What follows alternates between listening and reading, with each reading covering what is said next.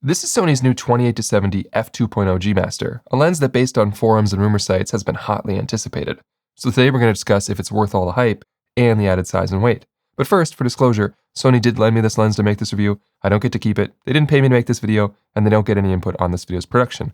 Although I believe this lens will be announced at an event in New York City that I was invited to attend, but my testing and review will be completed prior to that. This video does have an actual sponsor though, and that's Storyblocks. All right, let's start with some basic specs and comparisons. First off, this lens weighs 918 grams, which is just over 2 pounds. And price-wise, I'm told it's going to be somewhere between $2,800 and $3,000 US. For comparison, the Sony 24-70 G Master Mark II weighs 695 grams and costs $2,300 US. So the new lens is about half a pound heavier and a few $100s more. And also there's a Canon version of the Sony lens that came out beforehand for RF mount, and it's a 28-70 f2 as well, but it weighs 1,430 grams, so over a pound more. It's over 3 pounds, that Canon lens. And depending on the time of year, because Canon does sales all the time, it's either going to be $3,100 down to $2,800. So in a similar price to the Sony lens, but the Sony lens might be up to $100 less. Now, that's irrelevant because it depends on what camera system you're using, but it is worth comparing because Canon, really the only other lens that you can really compare this to similarly would be that Canon lens. But I know that a lot of Canon shooters have complained about that lens, that it seems like more of a concept lens because the autofocus isn't very good, the image quality isn't as good as it should be for the size and weight and stuff like that. So it was more of like, look what we can do, not, if we should make it. And I had those same reservations about this Sony lens, if it was going to be like, great, you made a massive lens that wasn't necessary. But in a lot of ways, this lens actually is really, really good. And when compared to that Canon lens, the size isn't as egregious, even though it is significantly larger and quite a bit heavier than the 24-70. Utility-wise, they still managed to strike an okay balance between size and weight and performance. Like most G Masters, it has an 11-bladed iris, and it has XD linear motors for autofocus that have it rated up to 120 frames per second burst speed, so you can use it, obviously, on the Alpha 9 Mark III as well. And the front filter diameter is kind of peculiar on this one. It is an 86mm, which is kind of annoying because all the other ones are 82mm and all my filters are 82mm, but I did buy an 86 to 82mm step down ring so that I could put it on this lens and then put on my 82mm filters and then see if there was any issues. And I didn't see any vignetting at all, even at 28mm. I have a little bit of footage here. I was testing a stabilization test for another camera, but I did it with this lens with this filter on, and as you can see, there was no issues at all. I got this Photo Deox one, I think it's called, on Amazon for like $9, and I can put my 82mm filters on, and I didn't have any issues. Now, that was only one filter, I didn't stack them, but yeah, so that was good. It's annoying that, you have to get a step down ring, but at least it's pretty thin profile and isn't gonna affect your shot too much, at least not by my testing. You've got all the features you're used to seeing on a G Master lens. You've got an AF/MF switch, you've got 2 function buttons, you've got a declickable iris ring down here that also has, there's your click switch, that also has an iris lock function, so you can put it on A for camera control and lock it off. You've got the smooth tight control, which adjusts how the zoom ring responds. The zoom ring actually feels quite nice on this one, even when on smooth or tight, actually. It just adds a little bit more tension, but both feel well dampened. I've complained in the past that like smooth was too loose and tight was too tight. This one, it feels like they struck a nice balance here. Also, as you can see here, it is not an internal zoom, so the barrel does extend a bit as you zoom through the range. And finally, the focus ring feels like every other G Master focus ring. It is a linear response, which is great. And I checked the focus throw. It's about 140 degrees or so. So if you used a G Master lens before, you'll be right at home here. One thing I was quite pleased with though is the focus breathing. This lens, whether at 28 or 70, has very, very little focus breathing. And that was with focus breathing compensation turned off in the camera. If you turn it on, it basically disappears. But even with it off, it is so minimal. Focus breathing is when the lens's field of view changes as you manually focus, almost as if you're zooming instead of focusing. And some G Masters have notoriously bad focus breathing, typically the primes. This lens, however, has some of the best I've seen from Sony, so good job in that regard. And then lastly, as far as minimum focus distance, this lens has a maximum magnification of 0.23 times at 70mm. The minimum focus distance is the same at both ends of the zoom range, which is 38 centimeters or 1.25 feet. All right, so on the left, we have the 70mm shot at 2.0, and on the right, we have the 28mm shot at 2.0, and you can see that their macro reproduction is significantly different. The 70mm one seems like pretty okay, getting close to that 0.25 times. This one is loosey-goosey. Another thing I wanted to talk about when it comes to focusing is the lens's Parfocalness, like if you focus at one end of the zoom range and then you zoom without refocusing, does it maintain its focus? I found that if you're at 70mm, which you can see here is nice and sharp, and then you zoom out to 28mm, it did an okay job. Actually, it wasn't too bad. Here's what it looks like when it's proper sharp. So it was only a little bit off. But if you focus at 28mm and zoom out to 70mm, then as you can see, it doesn't maintain its focus very well. It's not the worst I've seen when it comes to sort of parfocal capabilities, and I'm sure that the autofocus could compensate for that if you just sort of held down autofocus. But it's not perfect, but it's not bad. It's not terrible. Now let's talk about chromatic aberration, starting with Bokeh, which is longitudinal chromatic aberration that is fringing on the foreground and background out of focus areas. This is only really corrected by stopping down. This is sort of an extreme test, low angle, boosted in post to see, what's the worst case scenario here. You're getting a little bit of that blue up here and a little bit of that orangey red color down here. This is on 70mm, and at 28mm it's about the same. You just don't notice as much because of the magnification. It's not that dissimilar to the 24-70 G Master 2. However, if you stop this lens down to 2.8, then it would outperform a zoom lens that is 2.8 to begin with. And that's one of the advantages of buying bigger, faster glass, is that you have the ability to outperform lenses at their relative apertures because now you're stopping down, which improves things like Bokeh. I also did a couple tests here for lateral fringing to see how it looks. This one can be corrected in post. Usually in Lightroom, there's an option to remove it, but it's actually pretty good to start. There's not a ton of fringing. This is at 28mm, and there's not much fringing. I can see maybe just a little bit down here, and at 70mm, pretty clean. So lateral fringing is not going to be a big issue on this lens, which is great. Now let's talk about flare and Sunstars. This is at 28mm at f/22, which is the minimum aperture on this lens. And yeah, we're getting some pretty distinct little spikes there on the Sunstars, so, I think it looks pretty good.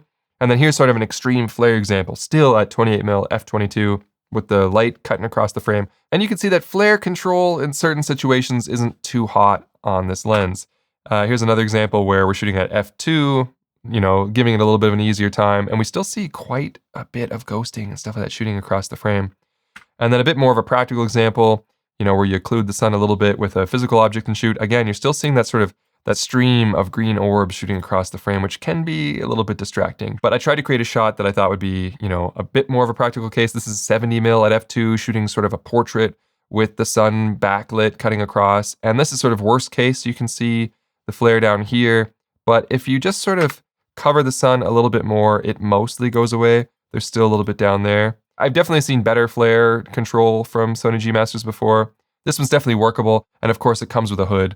I would probably suggest using that. Moving on to distortion and vignetting at 70mm, which you can see on the left, we're getting excellent performance. These lines are pretty much straight, maybe a little bit of a pin cushion situation going on, but very good peripheral illumination and very good distortion control, and this is with no profile turned on. However, at 28mm, we do see some barrel distortion and slightly darker corners.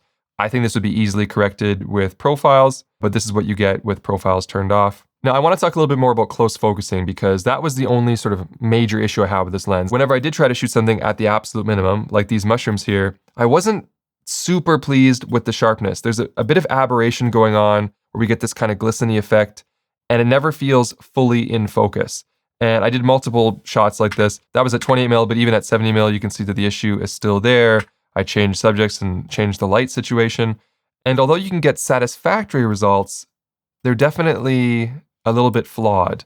Now, without a one-to-one comparison, it's kind of difficult to know exactly what I'm talking about. So let me show you a shot of this lens at 35mm f2 against the Sony 35mm G Master at f2. And the reason why I chose the 35mm G Master is because its close focusing performance is phenomenal. And I hope that this translates on YouTube. You can see just how much more the 35-1.4 G Master is able to resolve versus this 28-70. And so this little bit of softness and lack of detail here, again, probably isn't a big deal for most functions of this lens, but when you do want to get really close, and depending on the light and depending on what you're shooting, it does take away a little bit from the detail, and I found it to be a little bit underwhelming. But knowing what I know now about this lens, if I really needed close-up shots of mushrooms and moss, I probably should have just downloaded them from Storyblocks, the sponsor of today's video, a stock media platform that offers unlimited downloads of diverse and high-quality content for one predictable subscription cost. But Storyblocks offers a whole lot more than just clips of funguses and bryophytes. In fact, their library houses over 1 million HD and 4K video files, images, and motion graphics templates. And jokes aside, those motion graphics have actually saved me time on previous projects, especially now that they've added DaVinci Resolve templates. Much better than my previous and tedious method of making those graphics in Photoshop and then animating them in the Edit tab using keyframes. Plus, anything you download from Storyblocks is 100% royalty-free with clear-cut licensing, so you can focus on creating, not worrying about usage rights. The platform is incredibly easy to use, and the library is frequently restocked with commission content based on customer demand to ensure you'll have access to files that are not only high quality, but fresh and diverse. So to get started with unlimited stock media downloads at one set price, head to storyblocks.com/undone or click the link in the description. Okay, let's get back into Lightroom. Now, I didn't want to send the message that somehow this lens wasn't sharp. It's actually surprisingly sharp. It's just at that minimum focus distance that it doesn't do as well as the primes. But here's another comparison with that 35mm 1.4 G Master Prime. We can see that sharpness-wise and with the amount of detail, they're actually very, very similar, which is impressive because obviously the goal of buying a lens like this would be to have multiple primes in one lens. And I think that as far as, f2 primes are concerned, I think it actually does that.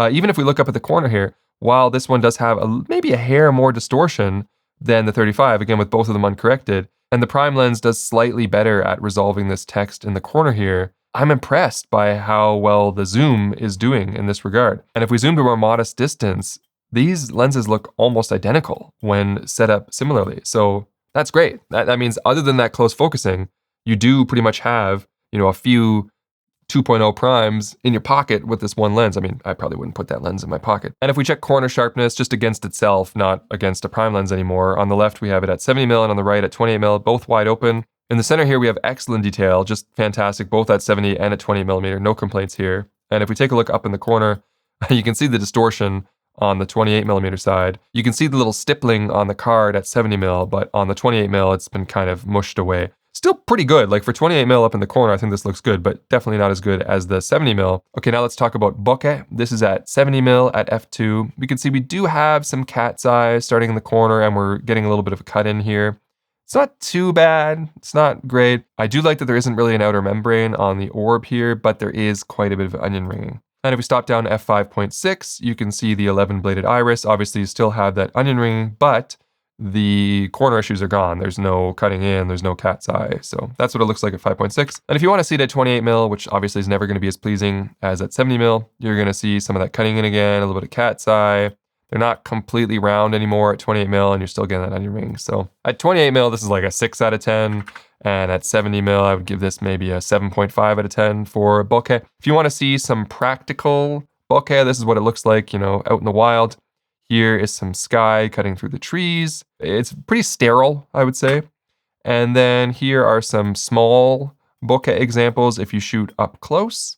And here's one more example of light twinkling off water. Again, we're seeing a bit of that cat's eye, and of course the onion rings are still there. I have a couple more just sort of practical shots for you here to show, focus transitions, how that bokeh looks in a practical scenario, and some colors and stuff like that. Here is my little guy posing for me. You can see the blues look quite nice. And again, like I said, the out of focus areas are pretty sterile. You're not really getting any kind of, creative effects going, which can be good if that's what you're trying to create. Very, very neutral out of focus areas here, I would say. But we're still getting decent separation on the subject here. You can see the skin tones look quite nice. One more example here, just because he looks cute. I think the separation is decent, but nothing spectacular. And then a couple more shots for color and detail. This one isn't quite at the minimum focus, so you can see that it does well when you back up even just a little bit, where it's doing really well for detail now because I'm not at the extreme minimum. And this is great. I've got no complaints here. Very creamy background and very good details up close. And I think the greens are really punchy here, which I like.